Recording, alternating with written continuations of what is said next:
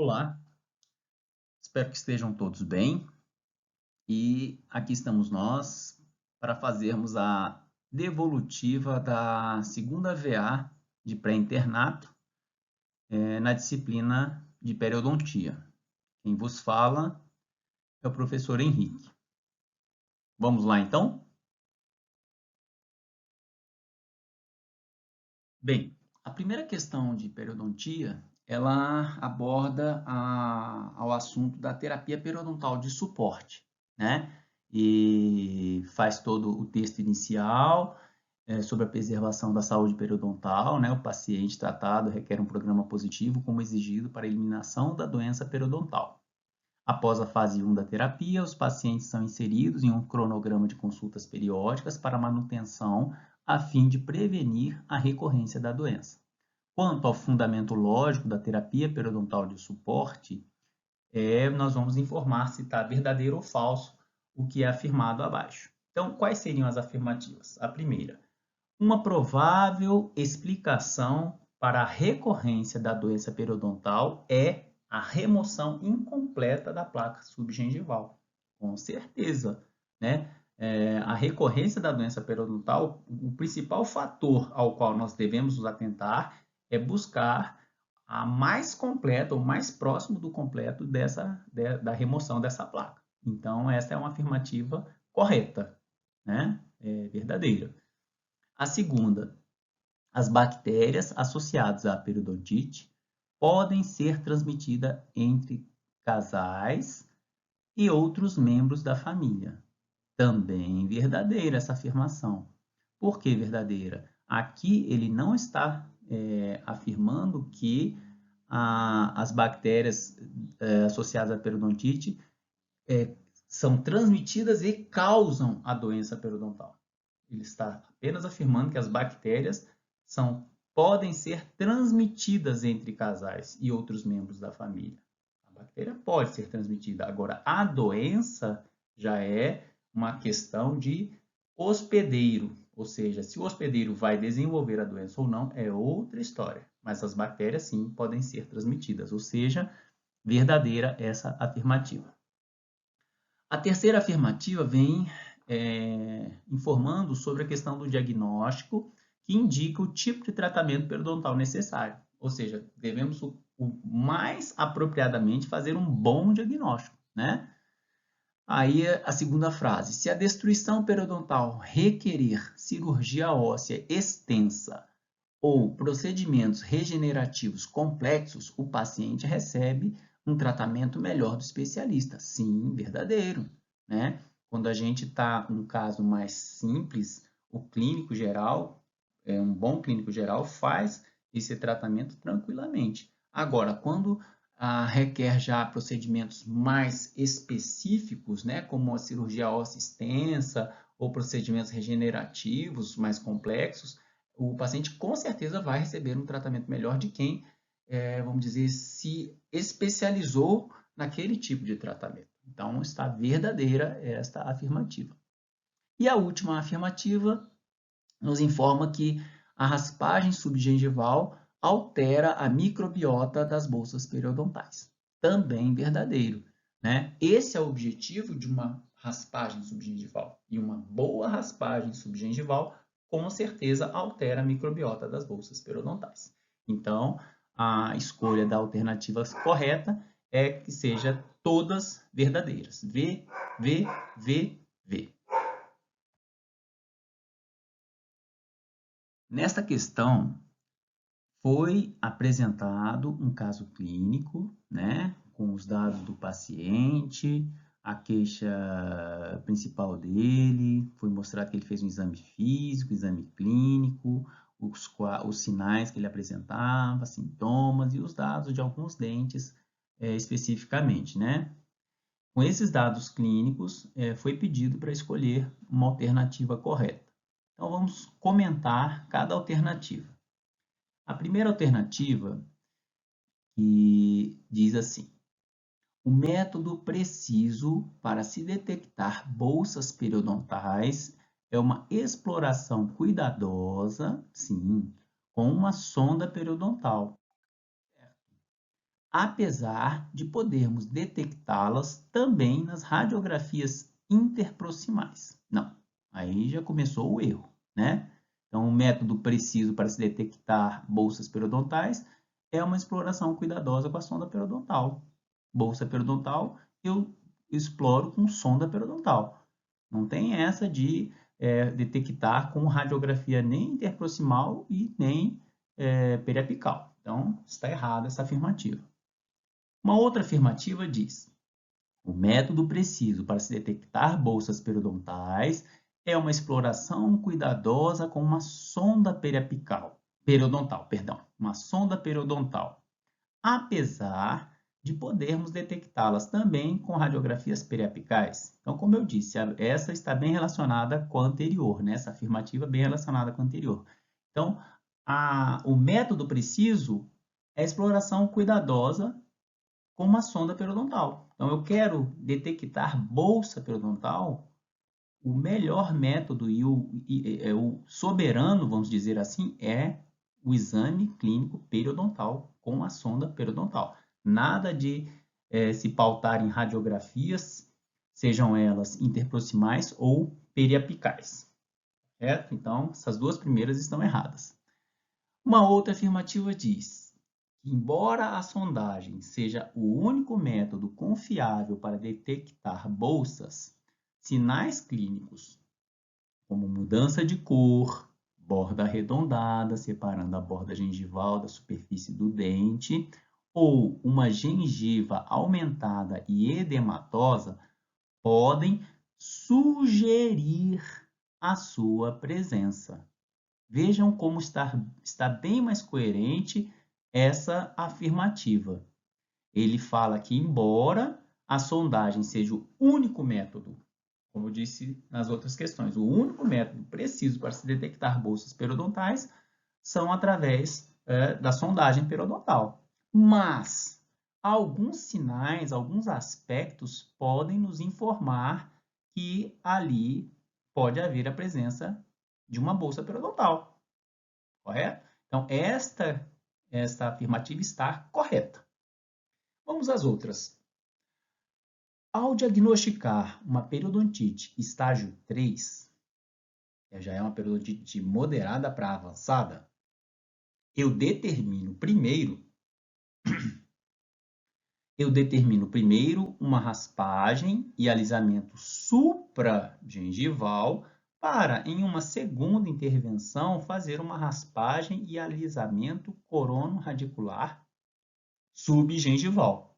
Vejam, aí perdeu-se todo o critério, né, de uma boa raspagem.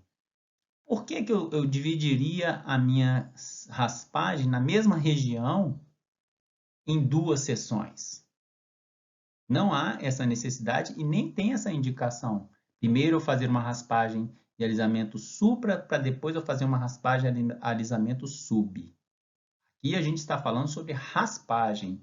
Aqui a gente não está se referindo a uma adequação ao meio. Se fosse a questão de, vou fazer um diagnóstico, uma adequação ao meio para diagnosticar a doença, fazendo uma sondagem, é uma coisa. Aí você usa até o ultrassom, remove o cálculo grosseiro, para depois fazer o diagnóstico. Mas se eu já estou em fase de tratamento, não tem porquê eu fazer a raspagem e alisamento supra para depois fazer a raspagem e alisamento subgengival. Então, está errada esta afirmativa.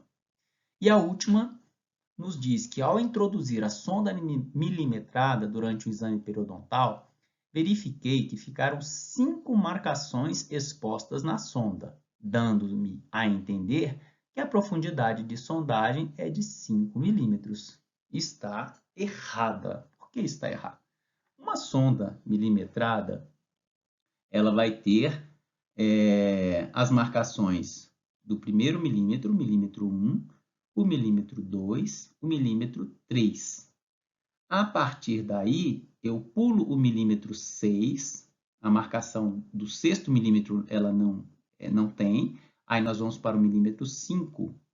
Perdão, a marcação do milímetro 4 não existe, nós vamos para a marcação do milímetro 5. O milímetro 6 também não existe a marcação, nós partiríamos para a marcação do 7.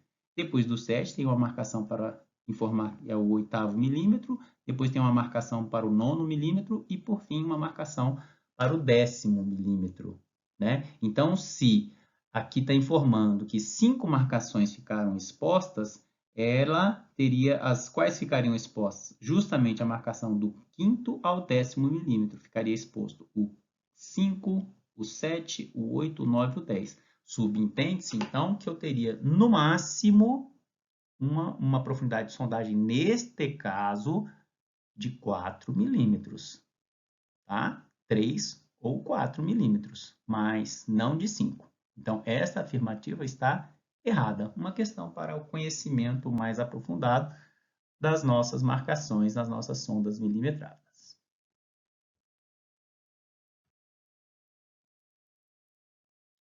Bem, nesta questão, nós temos o caso do paciente CAM, de 40 anos, sexo feminino, normosistêmica, procurou a clínica da Faculdade de Odontologia de Anápolis e, ao realizar a anamnese e exame clínico e radiográfico, foram realizados o periograma.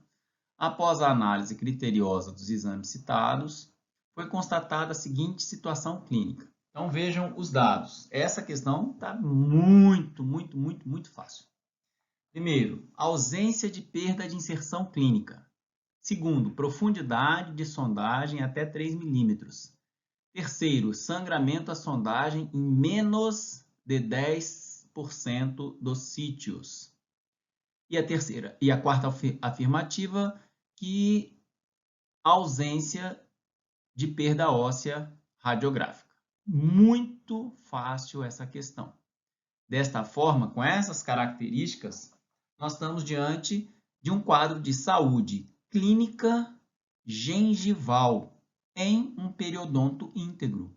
Não há por que a gente pensar em nenhum tipo de periodonto reduzido, aqui não teve nenhuma afirmação acerca disso, não falou nada acerca de gengivite com periodonto reduzido e, além disso, mediada por fatores sistêmicos. Então, já aí a gente elimina todas as outras 4 alternativas, ficando como alternativa correta a que diz que esse quadro é de saúde clínica gengival em um periodonto íntegro.